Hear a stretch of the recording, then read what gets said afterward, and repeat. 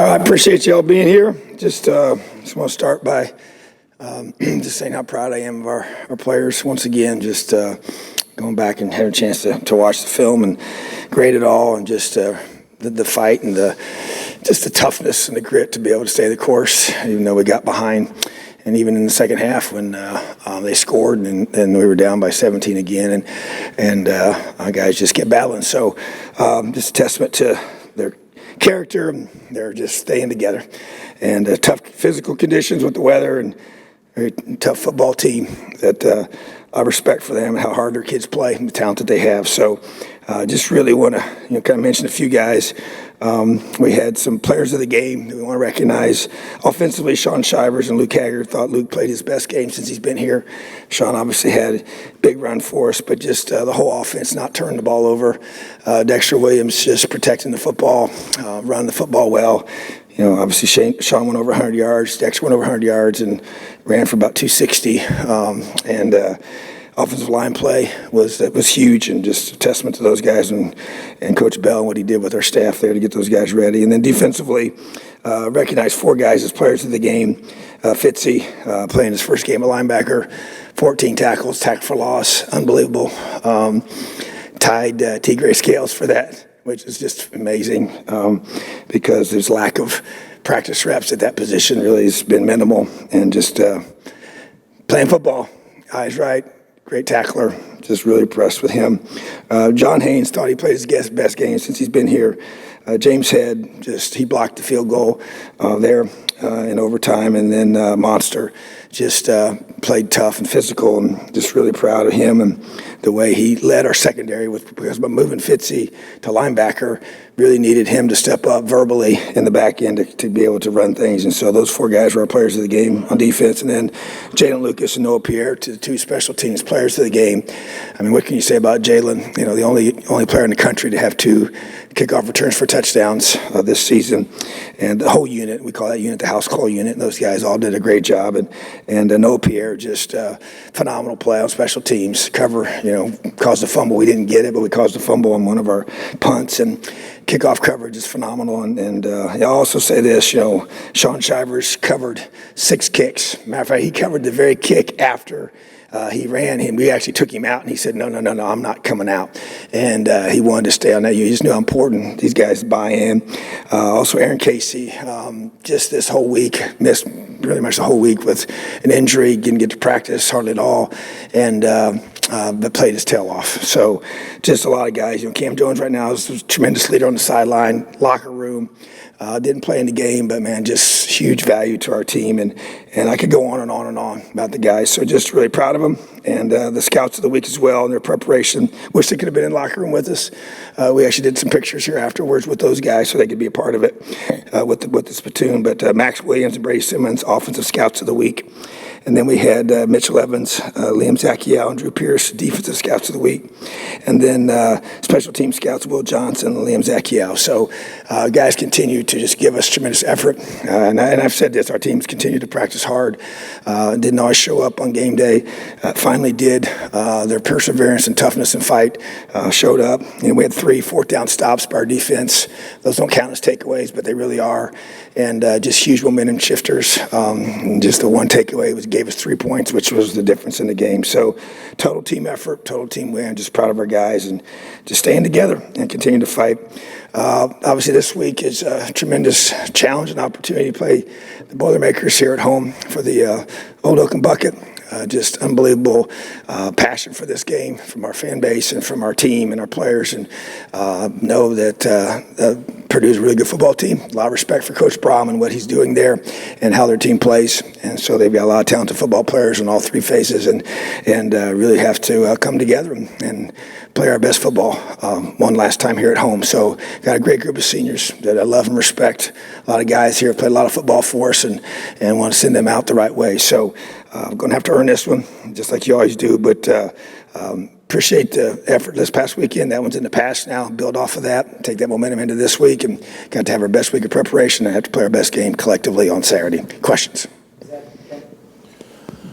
Tom, this will be, this senior group in particular is kind of your first group in a way. It's a lot of guys that signed after you got the job or were part of your first recruiting class, guys obviously like Bryant or Devon that have stuck around. Cam, I know hasn't been playing, but have stuck around kind of basically the maximum time. I mean, just what is Saturday going to be like for you? And with the small number of guys like Taiwan that in theory could have another year, when do you kind of initiate the conversation for them? Because I imagine at the same time guys will want to look at the NFL or maybe just to feel like they played a lot of football. Yeah, so first of all, just the senior class, yeah, it's a special group. Like you said, there's some 6-year guys in there that have been here a long, long time.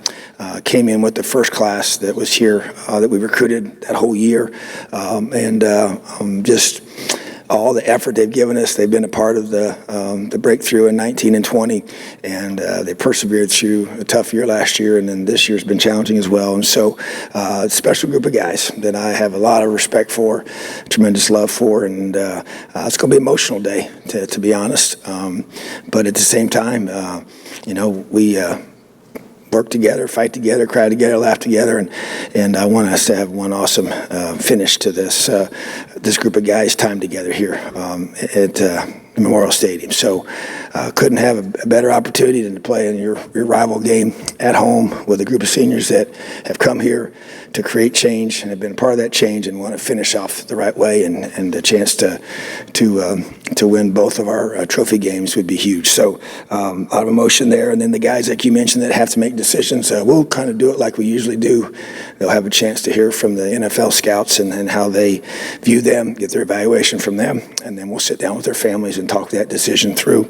A little bit different this year. The NCAA has given us, it's actually a dead week. Usually we would be out recruiting the Sunday morning right after we play the game on Saturday, and now that week is dead, and for the purpose of being able to be with you guys. So we'll meet with all the players, so it won't be as urgent as far as meeting with them right away that first thing in the morning. So, but like we did last year, but at the same time, it'll all happen that next week and have a chance to sit down with families and talk it through. So, but like I said, don't have the same number of guys in that situation, but do have a few.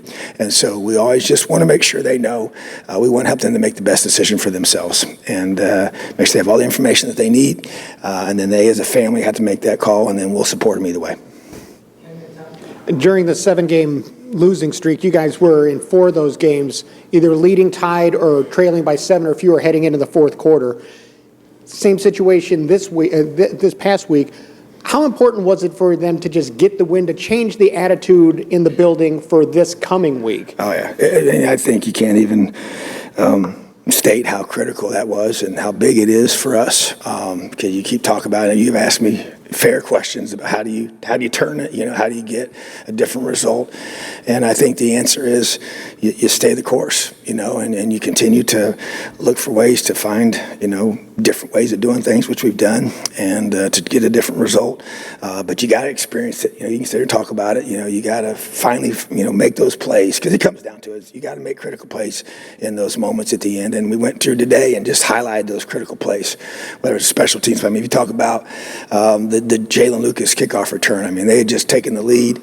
Again, that was kind of we just shouldn't have given up that run the way we did anyway. So it happened, and then what are you going to do? And so that unit made a game-changing play, and then we had some key fourth-down stops, and offense takes the ball and goes down, scores, and Sean Shivers pops that long run. So just all those things combined, it was guys making plays in those moments. You can talk about overtime, the emotions of that, and then coming down and getting that touchdown, and then getting the 2-point conversion was massive for the psyche of our defense taking the field and just knowing, hey, we just gotta get one more stop, and it comes down to 4th down, and then Noah makes a great play in the end zone. So just players in those moments rising up and making critical plays, whether it's on offense, defense, or special teams. And even you take for granted the field goal, the 40-yard field goal that Charles Campbell kicks, after we get the takeaway, that ends up being a game changer. You don't go to overtime if you don't have that field goal. So every phase of the game came together, and that's how you got to win those close games. And we've unfortunately,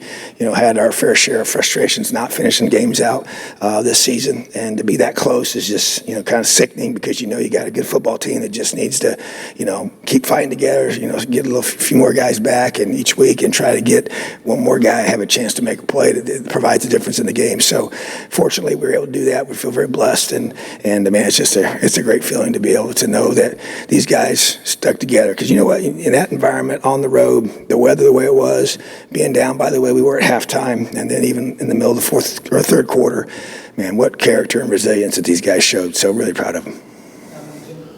Tom, the transfer portal and college football, quote-unquote, free agency has changed everything so much that really your conversations next week are with your roster top to bottom and such. How much does it help, considering how tough these last couple of months have been, for all those guys to enjoy the euphoria of that win on the field and in the locker room and on the flight home and that, just to have a good taste back in their mouth after a rough couple of months? Yeah, like I said, I don't know that you can put a value on it that would, justifiably explain it. I think that, we are in a different era. It's unlike anything I've ever experienced. Never thought it would ever become this, when you first start coaching, and probably even 5 or 6 years ago, never even thought about anything like this. And so everything you do is just really trying to find a way to make sure the guys that are on your team understand their role, their value, how we see them developing for their future, and you got to be constantly selling that. I mean, you didn't even think about some of those things in regards to, you did it as a built-in part of what you do, but to have the conversations with guys to try and keep them. Before you're always meeting with them to try and map out the next step for them. Well, hey, what's the next few months going to look like when we come back after the season's over? Now you're having conversations about convincing them to stay, and sometimes it may even be pretty blunt conversations, but at the same time, that can't just happen right then. There's been a lot of things that have built up to this, and it's been a hard season, and guys get frustrated, and everybody wants to win, and I want to win as much as anybody, and so, but you just stay true to who you are. And you want guys that want to be here, and now they have an opportunity to move around more than ever before. And so I still want to, doesn't change. You want to keep the right guys here, and I want guys, like I said, that have the passion for this program and have the belief that we can, do special things here together. But you got to be proactive with it. I mean, we talk about it all the time as a staff, and it doesn't make you, I don't want it to make us hold guys less accountable. I don't want to ever change that, but you also got to make sure that they don't assume anything. They need to know how you feel about them. They need to know the plan for them. They need to know exactly how you see them being a part of our future, because I think that's kind of what they want. That's what they want to be, and their families want to know that as well. So, it's definitely added a whole new dimension to everything that we do. And so now you used to think, hey, when the season finishes, you go out and recruit your class. So now season ends, you do that, and you have to recruit your own, which is a whole new, and it's never going to change. It'll be this way from, now moving forward. Coach, with how the season has gone and getting this unbelievable emotional win this past week, you go into probably the most emotional game of the season. How important is it to get a win at the end of the season to carry that momentum forward versus having that loss and having that taste in your mouth for afterwards? And I think, you got to continue, as we said today to our players, and I said, man, this is the biggest game of the season. Why? Because it's the next one. I get it. We understand we're playing for a trophy, and a trophy that means a whole lot to this university. So, every year this game has tremendous value, and the stakes are very, very high. I think it's elevated because of the kind of season we've had, and for us to be able to continue the momentum that we were able to generate last week, and have one of the greatest comebacks that we've had in our program in a long time. First time winning, in back-to-back games in East Lansing in 53 years. That's history that doesn't happen very often. We got a chance to be a team that has, not many teams have won both of those in the same year. It's happened only 5 times in the history of our program, to win both the Brass Spittoon and the Oaken Bucket in the same year. So the last time it happened here was 2016. So I did not get a chance to play for the Bucket in 2020. So, but the bottom line is that tremendously important game, but you know what?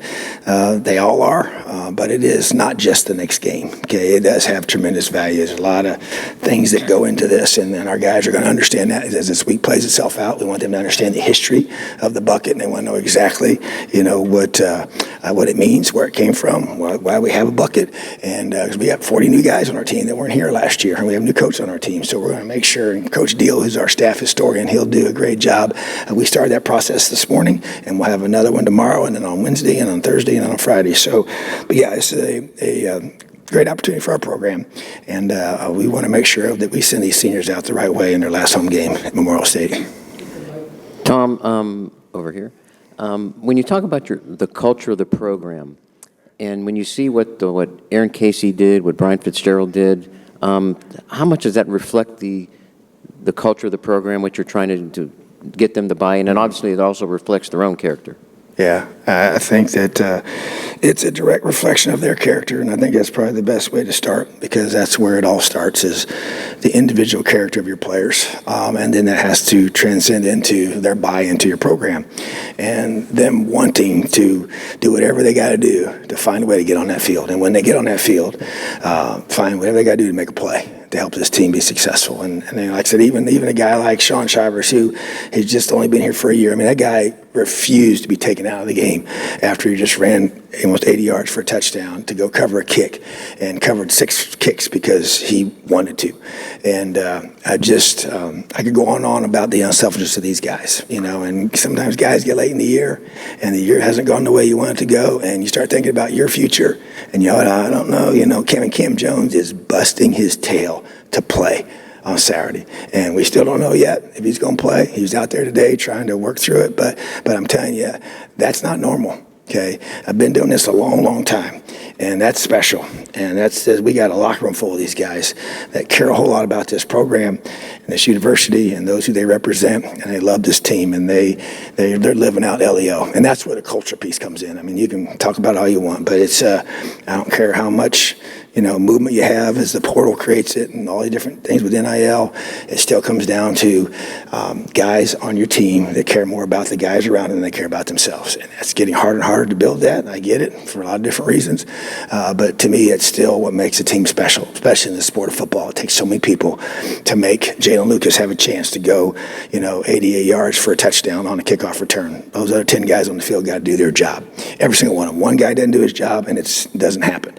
And so it's a great, great sport that we play in football. And then the culture is huge. The locker room is huge. And I know it gets tested. It absolutely does. And but when you have strong leaders, you're able to withstand the tests that come and the storms that come, because it doesn't say if they come, it's when they come in this life. And that's why this is such a great teacher of that. So really proud. Even a guy like A.J. Barner, who's battled injuries this whole year. I mean, he makes 2 huge catches. It was hard for us to throw the football and everything with the weather, and just wasn't, but we were running the football well. But anyways, he comes to the end and makes 2 massive plays. He's had a tough year because he's just never really been, super healthy, and I'm just so proud of him. He's one of our leaders, and like I said, there's many guys that I could say about that. I got Zach Carpenter, who's broke his thumb, or had issues with his thumb, and then now he's got snap with his left hand. I've never coached a guy that's been able to do that, and in those conditions and have good snaps, So just on and on, guys just exhibiting character and toughness, and it's like you said, it starts with themselves individually, and it just spills over into the team. Coach, because of the weirdness of the last few years, you haven't hosted Purdue since 2018, I guess it is. Yeah. I'm sure you've been asked this in the past, but because it's a weekend when the students aren't here, do you have a preference on maybe, with Big Ten scheduling changes, coming? Well, I'm with you. I just want to have the best crowd we can, and I hate it that they don't get to have a chance to do that. So, I don't have any say-so whatsoever in the scheduling. But yeah, to me, you just want your rival game to be a game where everybody's here. All the students are here and everybody in full force. So yeah, that would be, I'm all in for that. There's no doubt about it, So you want, I've been other places where you have rivalry games, and they've often fallen this weekend, and so you got to try and find ways, different days we play on. We played at Thanksgiving Day when I was at Ole Miss. We played on Friday night when I was at South Florida against Central Florida, so that was a big game. And so just, the place you've been, we played, I tell you what, you always go back to, you think about rivalry games, the the Monon Bell game between DePaul and Wabash is intense and as awesome and as great as it gets, But so just those games always being played this time of year. So I guess it's always going to have an issue with the calendar maybe. But yeah, I just think when I think of those games, I think of the crowds, the atmosphere, and just the intensity of it just goes to another level. So I'd love to see it to be there. Everybody can be there that wants to be there. I guess it feels like we've asked you a lot about just kind of your team. What are your impressions of Purdue in particular? I think they're pretty banged up. They've got some guys who are confirmed out for the season, a couple guys like Maccabee who may play, may not play. Just what are your kind of early sort of thoughts on Purdue?